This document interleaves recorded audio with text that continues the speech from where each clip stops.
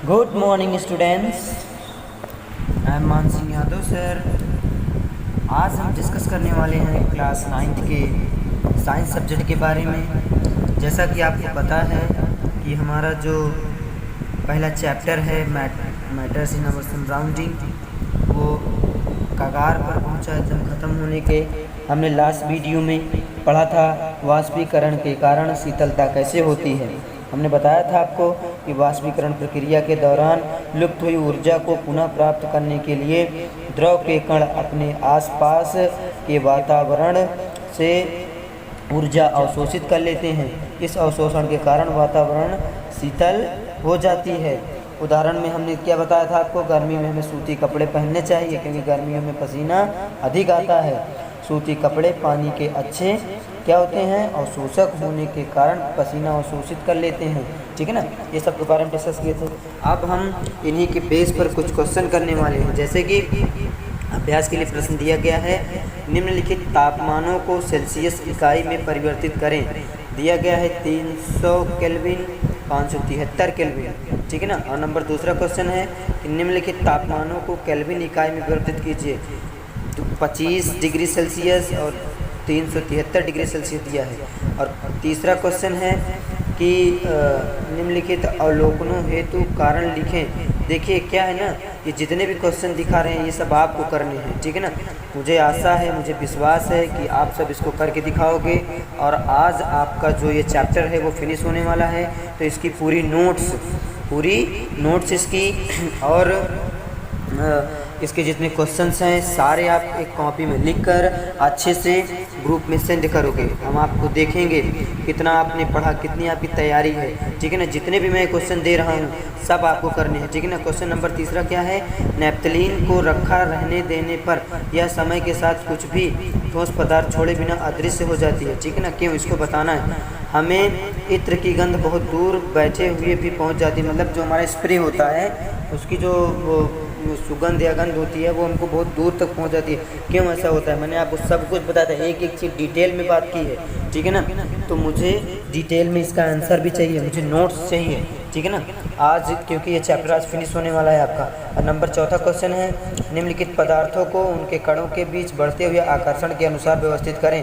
जल, चीनी, ऑक्सीजन, इनको क्या करना है आपको, इनके बढ़ते हुए आकर्षण की ओर क्या करना है, व्यवस्थित करना है। ठीक है ना। क्वेश्चन नंबर 5 क्या है, निम्नलिखित तापमानों पर जल की भौतिक अवस्था क्या होगी।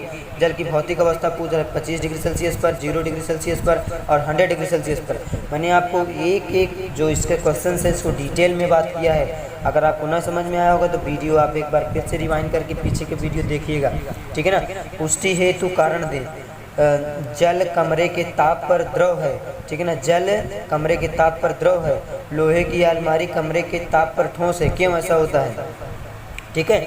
अब देखिए क्वेश्चन नंबर 7 है, 273 केल्विन पर बर्फ को ठंडा करने पर तथा जल को इसी तापमान पर ठंडा करने पर शीतलता का प्रभाव अधिक क्यों होता है, इसका कारण बताइए।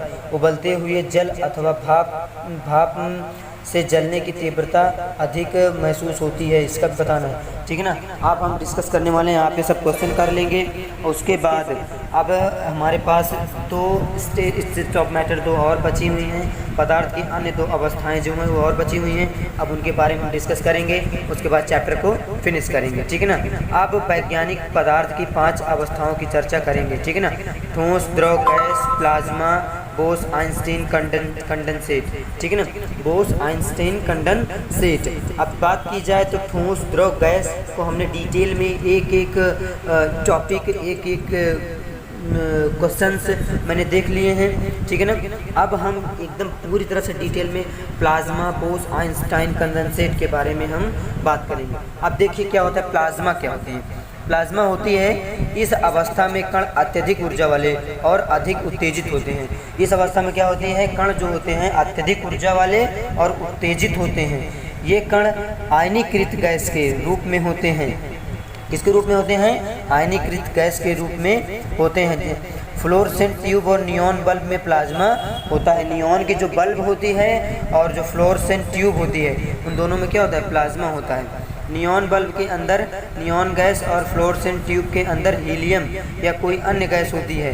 विद्युत ऊर्जा को प्रवाहित होने पर यह गैस आयनीकृत यानी अवशोषित आवेशित हो जाती है। आवेशित होने से ट्यूब या बल्ब के अंदर चमकीला प्लाज्मा तैयार होता है। गैस के स्वभाव के अनुसार इस प्लाज्मा में एक विशेष रंग की चमक होती है। प्लाज्मा के कारण ही सूर्य और तारों में भी चमक होती है। उच्च तापमान के कारण ही तारों में प्लाज्मा बनता है। किसके कारण बनता है? उच्च तापमान के कारण ही तारों में क्या बनता है? प्लाज्मा बनता है। अब जो हमारी नेक्स्ट स्टेट्स ऑफ मैटर है BEC, बोस आइंस्टाइन कंडेंसेट, ठीक है ना, बोस आइंस्टाइन कंडेंसेट। इसके बारे में हम डिटेल में थोड़ा सा पढ़ लेते हैं। क्या है ये पदार्थ की कैसी अवस्था होती है। सन 1920 में भारतीय भौतिक वैज्ञानिक सत्येंद्र नाथ बोस ने पदार्थ की 5वीं अवस्था के लिए कुछ गणनाएं की थी। उन गणनाओं के आधार पर अल्बर्ट आइंस्टीन ने पदार्थ की एक नई अवस्था की भविष्यवाणी की, जिसे बोस आइंस्टीन कंडेंसेट BEC कहा गया। सन 2001 में अमेरिका के एरिक ए कॉर्नेल, वुल्फगैंग कॉटरेल और कार्ल ई वोमेन को बोस आइंस्टीन कंडेंसेट की अवस्था प्राप्त करने के लिए भौतिकी में नोबेल पुरस्कार से सम्मानित किया गया। सामान्य वायु के घनत्व के 1,00,000वें भाग जितने कम घनत्व वाली गैस को बहुत ही कम तापमान पर ठंडा करने से BEC तैयार होता है। BEC कैसे तैयार होता है? सामान्य वायु के घनत्व, जो हमारी वायु होती है उसके घनत्व के 1,00,000वें भाग, मतलब उसका 1,00,000वें भाग जितने कम घनत्व वाली गैस को बहुत ही कम तापमान पर ठंडा करने पर BEC, बोस आइंस्टीन कंडेंसेट तैयार होता है। स्टूडेंट्स, मुझे आशा है कि आप सब पढ़ रहे होंगे। आज आपका चैप्टर यहीं पर फिनिश होता है, ठीक है ना।